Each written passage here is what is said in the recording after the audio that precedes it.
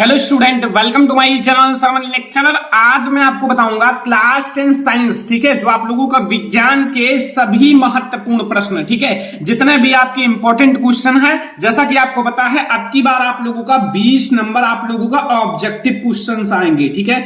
तो objective questions आप लोग ज्यादा से ज्यादा तैयार करो। मैं आप लोगों को बहुत सारे ऑब्जेक्टिव क्वेश्चंस को तैयार कराऊंगा, तो इस वीडियो को लास्ट तक देखना, वीडियो को लाइक कर देना, चैनल पर तो सब्सक्राइब कर लेना।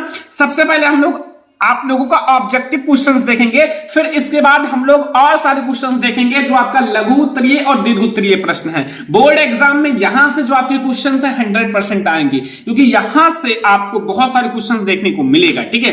तो सबसे पहला प्रश्न आप लोग देखो, जो बोर्ड एग्जाम के लिए बहुत ज्यादा इंपॉर्टेंट है। लिखा हुआ है Fe2O3+2Al, ठीक है। इसको आप लोगों को अभिक्रिया कराना है, तो Al2O3+2Fe ये आप लोगों का बना है, ठीक है। अब यहां आप लोगों का पूछ रहा है कि ऊपर दी गई अभिक्रिया किस प्रकार की है। जो ये आप लोगों की अभिक्रिया है, ये किस प्रकार की अभिक्रिया है, किसी स्टूडेंट को पता है कि नहीं पता है? मैंने ऑलरेडी पढ़ा रखा है, क्योंकि ये क्वेश्चन बहुत ज्यादा इंपॉर्टेंट है, इसलिए मैं दोबारा पढ़ा रहा हूं, ठीक है। तो पहले आप लोग समझ लो। देखो यहां हुआ क्या है, संयोजन अभिक्रिया हुआ है कि नहीं। देखो संयोजन का मतलब अगर दो चीजें मिलकर एक चीज बनाता, ठीक है, तो ये तो हुआ नहीं है, तो काट दो। वियोजन अभिक्रिया हुआ है कि नहीं, यहां वियोजन होता तो एक चीज टूटकर दो या दो से अधिक में विभक्त हो जाता, तो ये भी नहीं हुआ। द्वितीय विस्थापन हुआ है कि नहीं। देखो द्वितीय विस्थापन का मतलब है दो चीजों का विस्थापन, यहां एक चीज का विस्थापन हुआ है, तो वो हमारा विस्थापन अभिक्रिया होगा, ठीक है। कैसे? देखो यहां से जो है ना Al2 जो है Fe मतलब Al2 जो है O3 के साथ, यानी कि Al2 के साथ O3 जुड़ गया है, बस Fe को अलग कर दिया है, ठीक है। समझ में आया ना बच्चा? तो अब हम लोग देखेंगे दूसरा क्वेश्चन। दूसरा क्वेश्चन में क्या पूछ रहा है, देखो शुद्ध जल का पीएच मान होता है, जो शुद्ध जल है बिल्कुल प्योर है, ठीक है, उसका पीएच मान कितना होता है? उसका पीएच मान ऑप्शन नंबर ए है 0, ऑप्शन नंबर बी है 7, ऑप्शन नंबर सी है 8, ऑप्शन नंबर डी है 6। तो देखो जो शुद्ध जल होता है, याद रखना, उसका पीएच मान जो होता है वो 7 होता है, ठीक है। तो देखो जल ना ही खट्टा होता है ना ही कड़वा होता है, उसका कोई स्वाद नहीं होता। तो जो 7 पीएच मान वाले होते हैं वो उदासीन होते हैं, ठीक है, याद रखना। काफी ज्यादा इंपॉर्टेंट है ये सारे क्वेश्चन, जो बहुत ज्यादा इंपॉर्टेंट है वही मैं आप लोगों के साथ डिस्कस कर रहा हूं। निम्न में से कौन सी धातु अम्ल में से हाइड्रोजन विस्थापित नहीं करती, ठीक है। यहां आप लोगों को बताना है कि यहां निम्न में से कौन सी धातु है जो अम्ल में से हाइड्रोजन विस्थापित नहीं करती है। तो ऑप्शन नंबर ए है Fe, ऑप्शन नंबर बी है Zn, ऑप्शन नंबर सी है Cu, ऑप्शन नंबर डी है Mg। तो निम्न में से इस चारों में से कौन सी धातु है जो अम्ल में से हाइड्रोजन को विस्थापित नहीं करती है? तो वो हमारा है स्टूडेंट Cu, ठीक है। Cu जो है वो अम्ल में से हाइड्रोजन को विस्थापित नहीं कर पाती है। क्यों? क्योंकि बच्चा ये जो होता है ना हाइड्रोजन से नीचे होता है, लाइक हाइड्रोजन यहां है तो Cu यहां होता है, ठीक है, इसके नीचे होता है। तो जो चीजें खुद मतलब जिस चीज को विस्थापित करना है उससे नीचे है, तो कैसे कर पाएंगे, ठीक है। तो ये है लॉजिक। आप लोगों ने जो सक्रियता श्रेणी है उसको पढ़ा होगा तो याद होगा, अगर नहीं पढ़ा है तो पढ़ डालो, ठीक है, मैंने पढ़ा रखा है। अगला क्वेश्चन देखो, यहां क्वेश्चन नंबर 4 लिखा है ब्यूटेनॉन में क्रियात्मक समूह है। ब्यूटेनॉन यानी कि कीटोन समूह, और कीटोन समूह का क्रियात्मक समूह क्या होता है? सभी को आईयूपीएससी नेम पढ़ा होगा, मैंने पढ़ा रखा है।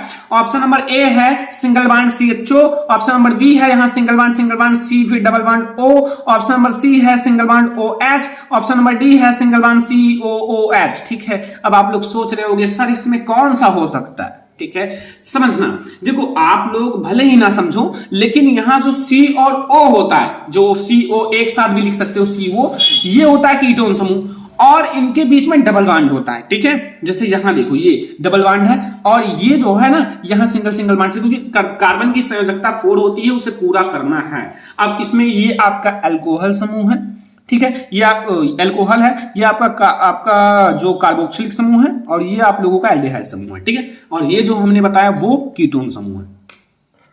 समझ में आ गया 4 ऑब्जेक्टिव क्वेश्चन। 5 ऑब्जेक्टिव क्वेश्चंस आप लोगों के सामने आ चुका है। एनसीईआरटी का इंपॉर्टेंट क्वेश्चन लिखा है तत्व X, XCl2 सूत्र वाला एक क्लोराइड बनाता है जो एक ठोस है तथा जिसका गलनांक अधिक है, ठीक है। आवर्त सारणी में यह संभवतः किस समूह के अंतर्गत होगा? ऑप्शन नंबर ए हमारे पास है Na, V है Mg, C है Al एंड D है Si, ठीक है। तो अब आप लोग सोच रहे होंगे सर कौन सा हो सकता है। वैसे इसका डिटेल मैं आप लोगों को पढ़ा दूंगा, ठीक है, लेकिन आपका Mg याद रखना, ठीक है, Mg याद रखना, ओके। समझ में आया? संभवतः किस समूह में है, तो Mg समूह में है। समझ में आ गया?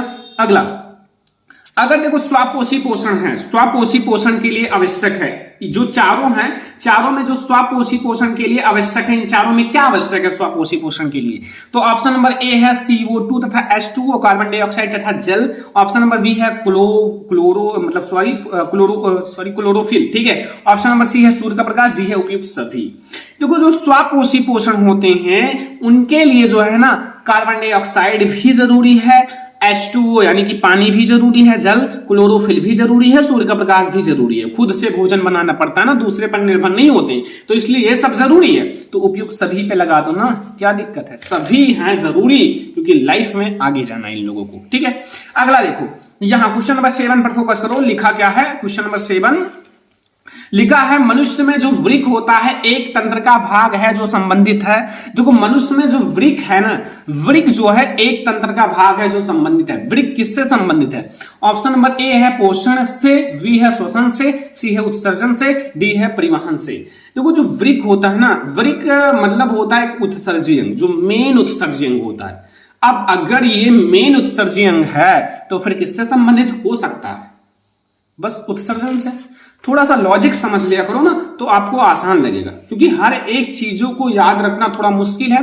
तो आप लोग क्या करो, हर एक चीज को याद करो बट उसका एक ट्रिक बनाओ, लॉजिक बनाओ, तब आपको अच्छा लगेगा, तब आपको हमेशा के लिए याद हो जाएगा, ठीक है। तो ये याद रखना। अब अगला देखो क्वेश्चन नंबर 8 कि पराग कोश में होते हैं, पराग कोश में क्या क्या होते हैं, ठीक है। ऑप्शन नंबर ए है वायुदल, बी है अंडाशय, सी है अंडक, डी है परागकण।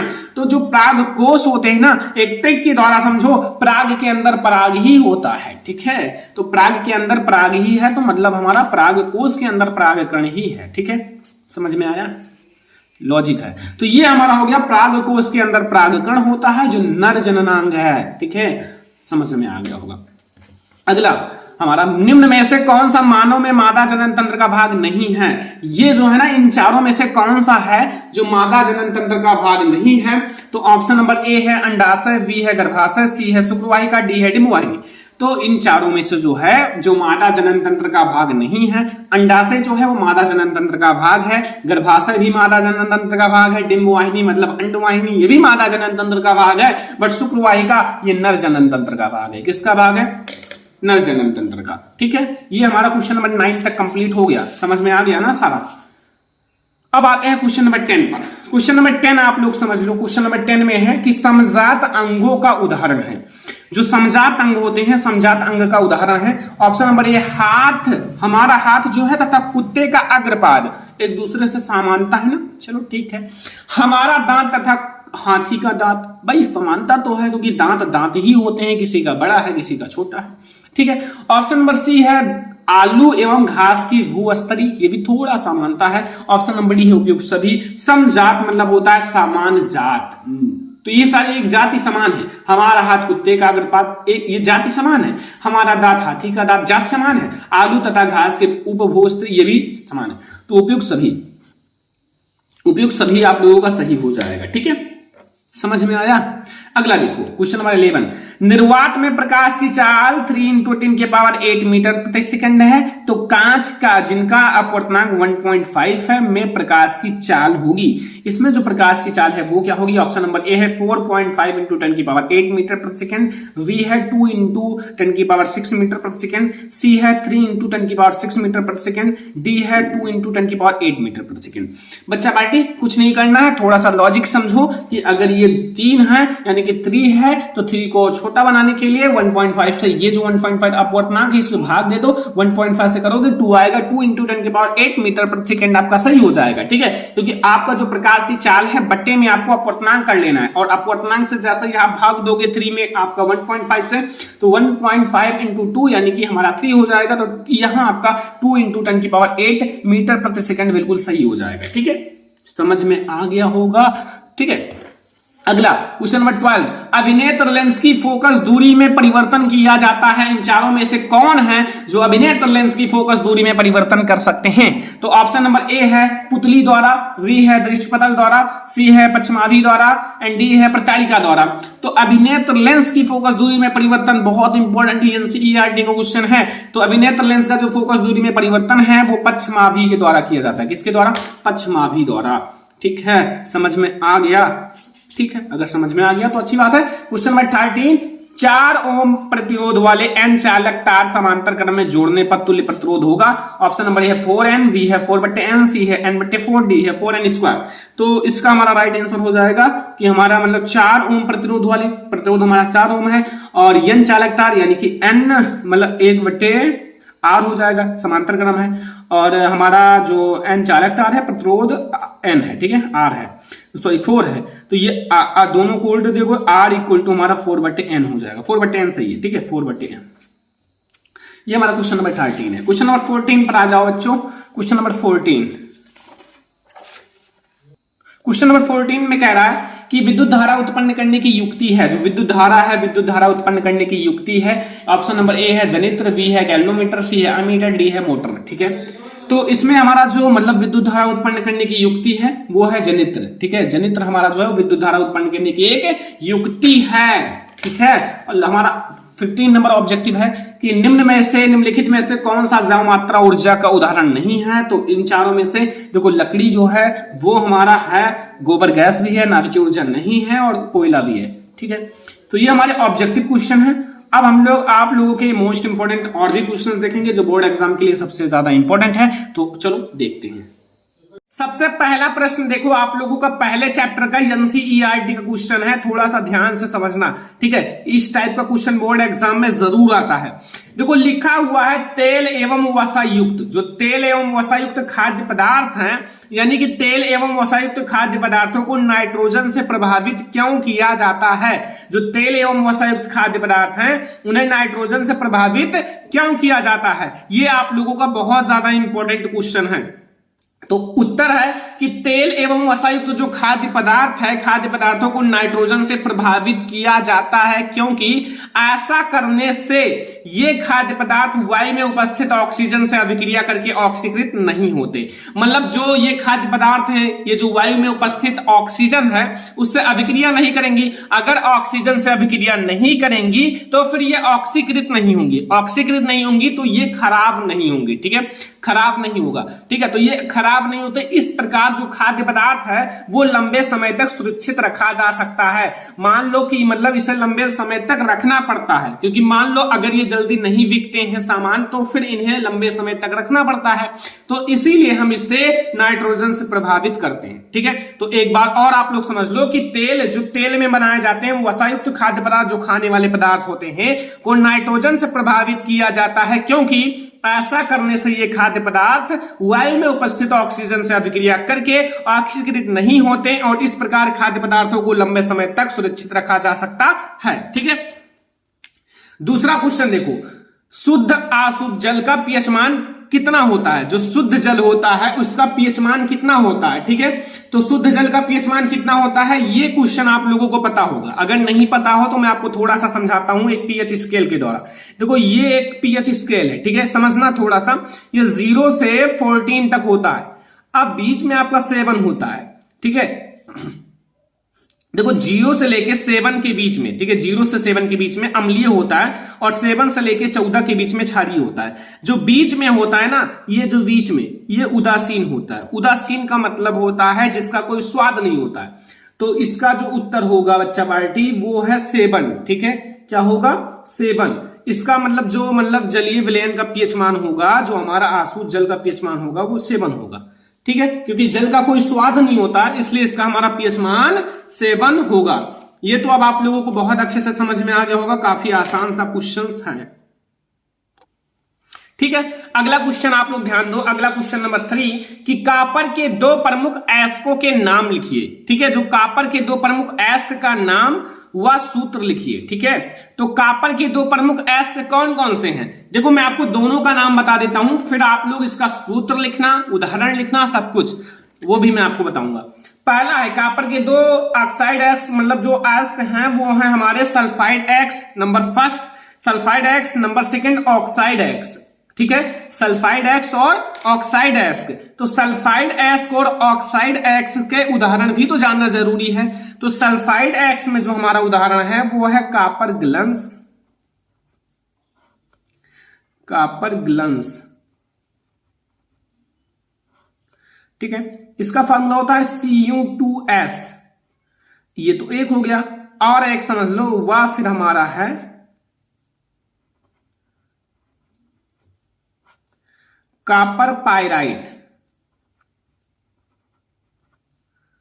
कॉपर पाइराइट, ठीक है। अब इसका फार्मूला भी जानना जरूरी है। देखो इसमें सल्फाइड में S जरूर आएगा, ठीक है, जैसे अब कॉपर पाइराइट में भी S आएगा, CuFeS2, ये हो गया हमारा कॉपर पाइराइट और कॉपर गैलेंस, ये दोनों। अब ऑक्साइड X में हमारा उदाहरण है, ऑक्साइड X में है एक उदाहरण, वो मैं आप लोगों को बता देता हूं, क्यूपराइट। क्या है?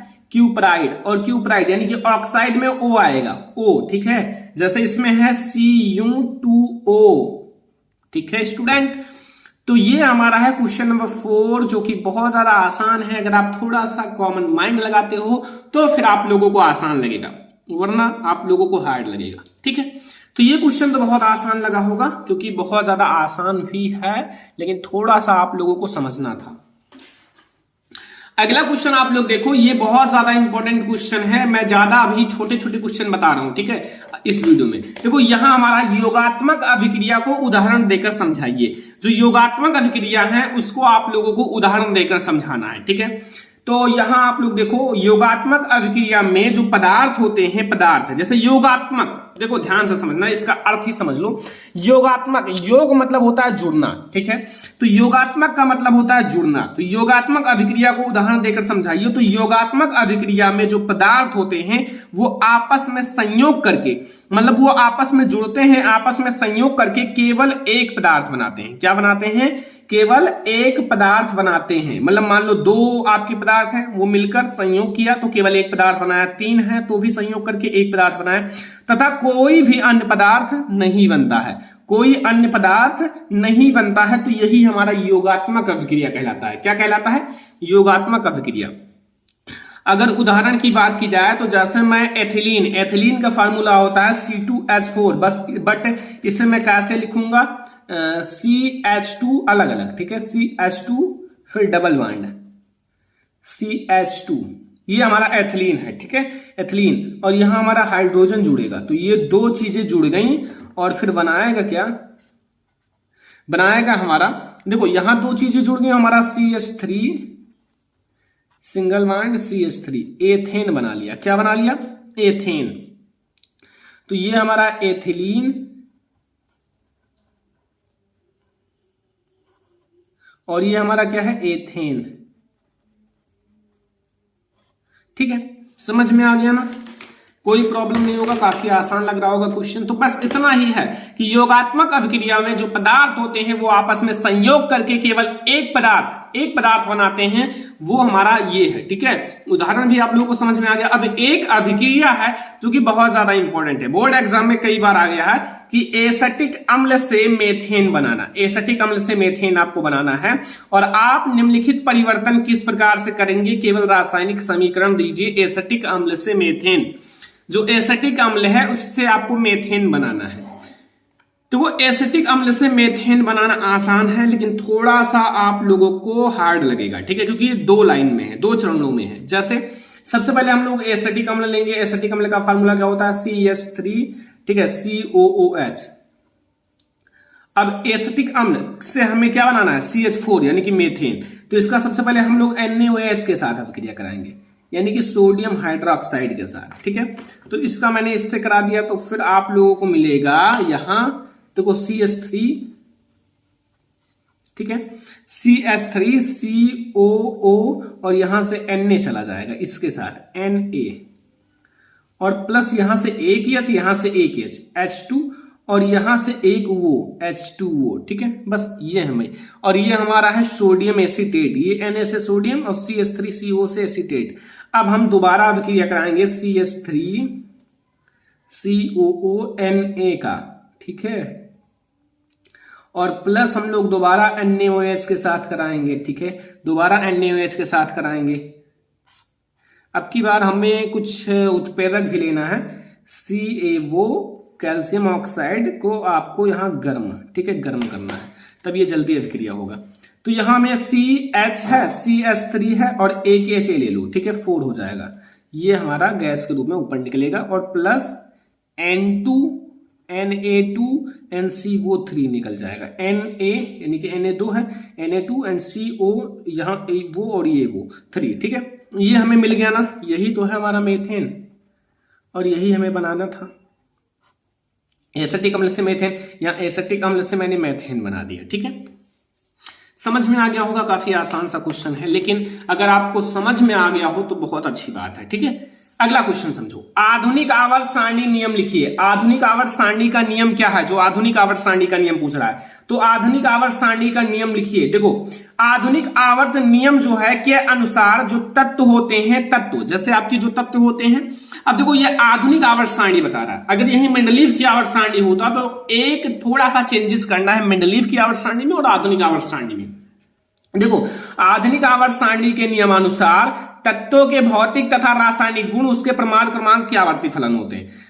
मतलब आधुनिक आवर्त सारणी के नियमानुसार जो तत्वों के भौतिक तथा रासायनिक गुण हैं उनके प्रमाण क्रमांक के आवर्ती फलन होते हैं। अगर यही मेंडलीव का होता तो परमाणु भार हो जाता। बस इतना अंतर है मेंडलीव और आधुनिक आवर्त सारणी में। आधुनिक आवर्त सारणी में प्रमाण क्रमांक है और मेंडलीव की आवर्त सारणी में परमाणु भार है, ठीक है। समझ में आ गया ना, बहुत आसान है ना। तो अगर आप लोग थोड़ा सा अच्छे से पढ़ो, नोट करो अच्छे से, ठीक है। अगर पढ़ाई कर रहे हो तो अच्छे से करो, मेहनत करो, ठीक है। यहां देखो, हमारे अमाशय में अम्ल की क्या भूमिका है। बायोलॉजी का क्वेश्चन है कि अगर हमारे अमाशय में अम्ल है तो इनकी भूमिका क्या है, क्यों है अम्ल, ठीक है। तो अम्ल देखो, अम्ल वैसे काफी खतरनाक होता है। अब ये भैया खतरनाक वाला काम भी करेंगे, ठीक है। जैसे हमारे अमाशय में उपस्थित हाइड्रोक्लोरिक अम्ल जो है एक अम्लीय माध्यम तैयार करता है। मतलब एक अम्लीय माध्यम तैयार करता है जो पेप्सिन एंजाइम की क्रिया में सहायक होता है तथा भोजन में उपस्थित कीटाणुओं को नष्ट करता है, मतलब कीटाणुओं को मारता है, ठीक है। तो ये है ना खतरनाक काम। तो हमारे अमाशय में उपस्थित जो हाइड्रोक्लोरिक अम्ल, देखो काफी खतरनाक अम्ल है हाइड्रोक्लोरिक HCl, एक अम्लीय माध्यम तैयार करता है जो पेप्सिन एंजाइम की क्रिया में सहायक होता है। जो पेप्सिन एंजाइम है उसकी क्रिया में सहायता करता है और यह भोजन में उपस्थित कीटाणुओं को भी नष्ट करता है, ठीक है। समझ में आ रहा है ना। अब अगला क्वेश्चन आप लोग देखो, अगला क्वेश्चन यहां देखो, ये बहुत ज्यादा इंपॉर्टेंट क्वेश्चन है, ठीक है। इसको आप लोगों को समझना ही चाहिए। ये क्वेश्चन आप लोग ध्यान से देख लो। लिखा हुआ है द्विखंडन बहुखंडन से किस प्रकार भिन्न है। जो द्विखंडन है वो बहुखंडन से किस प्रकार भिन्न है। तो द्विखंडन बहुखंडन नाम से ही स्पष्ट है, आप लोग तुरंत बता दोगे, इतने तो आप लोग अच्छे ही हो ही। देखो, द्विखंडन और बहुखंडन, द्वि मतलब होता है दो खंडन, बहु मतलब होता है बहुत खंडन, ठीक है। तो द्विव और बहु, तो यहां मैं आपको थोड़ा सा समझाता हूं। द्विखंडन में क्या है कि द्विखंडन हेडिंग डालो और लिखो, बोर्ड एग्जाम में अगर आए तो इस विधि द्वारा जो एक कोशिकीय जीव है, जो एक कोशिका होता है, जिसके अंदर एक कोशिका होती है, ठीक है, वो जीव दो भागों में विभक्त होता है। मतलब इस विधि द्वारा जो एक कोशिकीय जीव है वो दो भागों में विभक्त होता है और प्रत्येक भाग एक नए जीव में विकसित हो जाता है। और जो प्रत्येक भाग है वो एक नए जीव में विकसित हो जाता है, एक नए जीव का निर्माण करता है। लाइक अगर अमीबा है, अमीबा में कोई जनन नहीं होता है, उसमें क्या होता है कि एक ही अमीबा दो अमीबा में टूट जाता है और एक अमीबा से दो अमीबा बन जाता है। अब दो अमीबा टूटेंगे तो चार अमीबा हो जाएंगे। अब चार अमीबा जब अलग अलग होंगे, एक में दो होता है तो 4 से 8 हो जाएगा। ऐसे पूरा नदी में अमीबा ही अमीबा हो जाता है, ठीक है। तो अब इसमें यही बात है कि इस विधि द्वारा जो एक कोशिकीय जीव है वो क्या होता है, दो भागों में विभक्त हो जाता है या होता है, प्रत्येक भाग एक नए जीव में विकसित हो जाता है। एग्जाम्पल के लिए मैंने वही रखा है जो बता रहा था, अमीबा। अब बहुखंडन में क्या है, इस विधि में एक कोशिकीय जीव अनेक भागों में विभक्त होता है। मतलब बहु मतलब बहुत, विभक्त होता है बहुत खंडों में, तो अनेक भागों में विभक्त होता है तथा प्रत्येक भाग एक नए जीव में विकसित हो जाता है या प्रत्येक भाग एक नए जीव में विभक्त हो जाता है, ठीक है। एक नए जीव में विकसित हो जाता है, ये विकसित कर देना तो ज्यादा अच्छा रहेगा।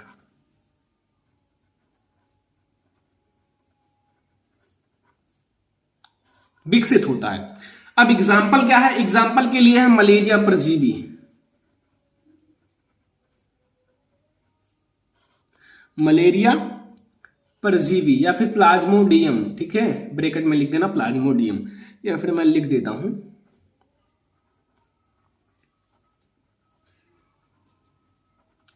प्लाज्मोडियम, ठीक है। तो ये भी आप लोगों का क्वेश्चन क्लियर हो गया ना, कोई दिक्कत तो नहीं है, कंफ्यूजन नहीं होगा। क्वेश्चन नंबर 9 देखो, लिंग संलग्नता से संबंधित किन्हीं दो बीमारियों का नाम लिखो। जो लिंग संलग्नता से संबंधित हैं उन बीमारियों का नाम लिखना है। तो लिंग संलग्नता से संबंधित है हीमोफीलिया तथा वर्णांधता। क्या है? हीमोफीलिया तथा वर्णांधता जो है वो लिंग संलग्नता से संबंधित रोग हैं। किससे संबंधित हैं? लिंग संलग्नता से संबंधित हीमोफीलिया एवं वर्णांधता रोग है। ठीक है, अगला क्वेश्चन आ जाओ। फिजिक्स अब हमारा स्टार्ट हो गया। फिजिक्स में आप लोगों का काफी आसान सा क्वेश्चन मैंने सिलेक्ट किया है, देख लो। पहला लिखा हुआ है, किस रंग के प्रकाश के लिए कांच का अपवर्तनांक अधिकतम और न्यूनतम होता है? किस रंग के लिए कांच का जो अपवर्तनांक होता है वो अधिकतम होता है तथा न्यूनतम होता है? ठीक है, देखो अगर अपवर्तनांक पूछे, तरंगदैर्घ्य पूछे, कुछ भी पूछे तो लाल और बैगनी रंग में ही विभेद होगा, क्योंकि लाल और बैगनी रंग ही ऊपर नीचे होते हैं, तो लाल और बैगनी रंग में ही विभेद होगा।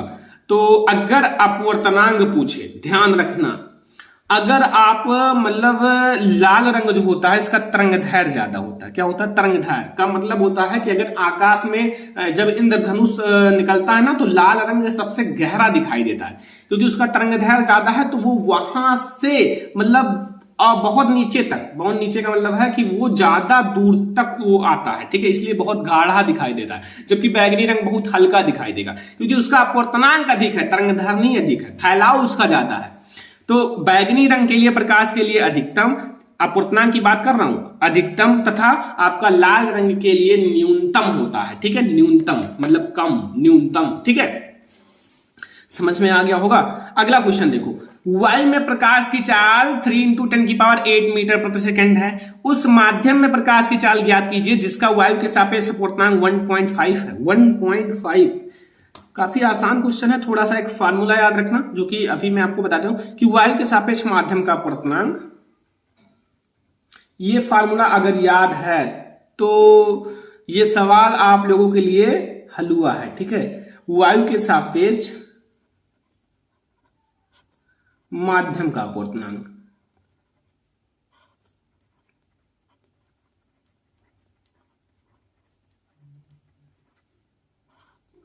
वो क्या है? ऊपर आप वायु में प्रकाश की चाल, जो वायु में प्रकाश की चाल तो सभी को पता है,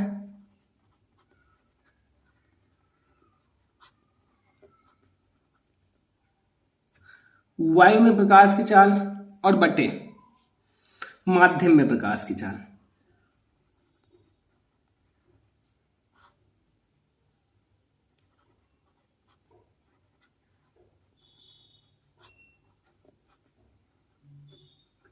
अब हमें वायु मतलब इसका अपवर्तनांक दिया हुआ है, मतलब अपवर्तनांक 1.5 दिया हुआ है, और हमें ये दिया हुआ है 3 × 10⁸ मीटर प्रति सेकंड, और ये हमें माध्यम में प्रकाश की चाल ज्ञात करना है।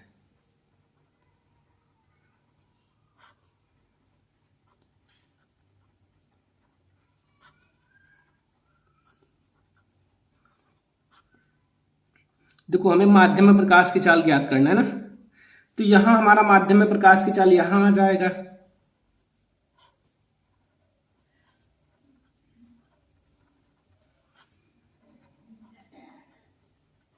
और इक्वल टू 3 × 10⁸ बटे 1.5। 1.5 इससे कट जाएगा, 2 हो जाएगा, 2 × 10⁸ मीटर प्रति सेकंड। यही तो हमारा आंसर है ना स्टूडेंट, यही हमारा आंसर हो जाएगा, और काफी आसान होगा, आप लोगों को आसान भी लगा होगा। तो ये आप लोगों का हो गया पूरा आंसर, और ये हमारा सवाल लग गया। काम क्या है? देखो इसका 1.5 से आपको प्रकाश की चाल या वायु में प्रकाश की चाल को भाग दे देना है बस। अगला क्वेश्चन देखो, बहुत ज्यादा इंपॉर्टेंट है।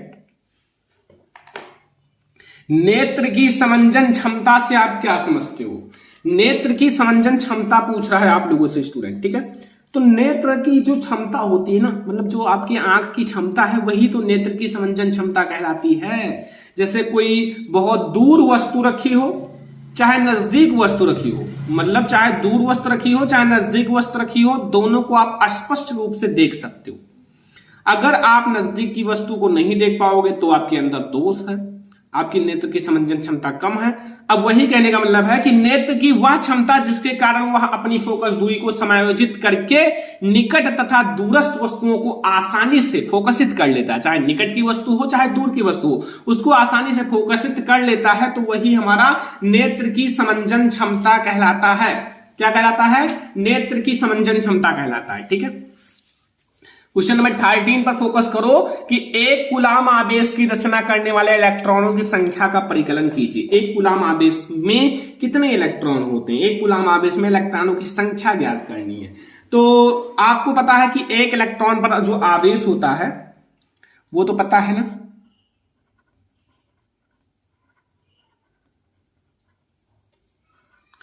एक इलेक्ट्रॉन पर आवेश, एक इलेक्ट्रॉन पर आवेश होता है 1.6 इंटू 10 की पावर -19 कूलाम। ये तो सभी को पता है ना। अब बताओ, एक आप लोगों ने पढ़ा होगा फार्मूला,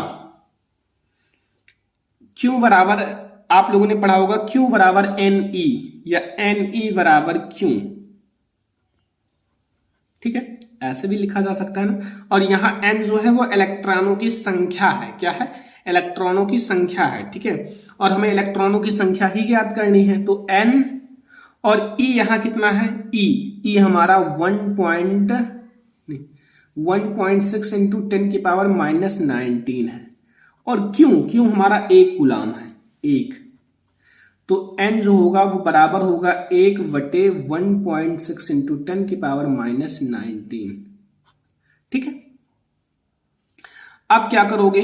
लाइकेज अगर हम क्या करें, यहां आप लोगों का इसको ऊपर कर लेते हैं, तो ये हमारा हो जाएगा, ये ऊपर जाएगा। ठीक है, तो ये हमारा 1 इंटू 10 की पावर ये 19 हो जाएगा। ठीक है, बटे में 1.6 है।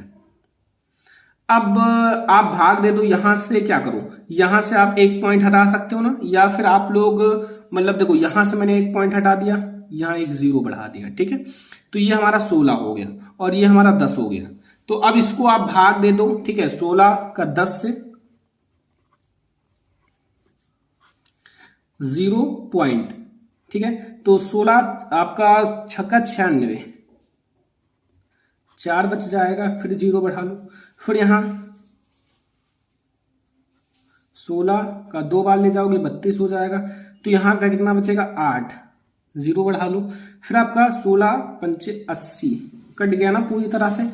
तो ये हमारा आएगा 0 लेकिन मैं यहाँ 6 करूंगा, 6.25 और इंटू, देखो मैंने 6 इसलिए कर दिया कि यहां से मैं एक जो है ना 10 कर लूंगा, यहाँ 19 तो यहाँ 18 कर दूंगा। ठीक है, इलेक्ट्रॉन,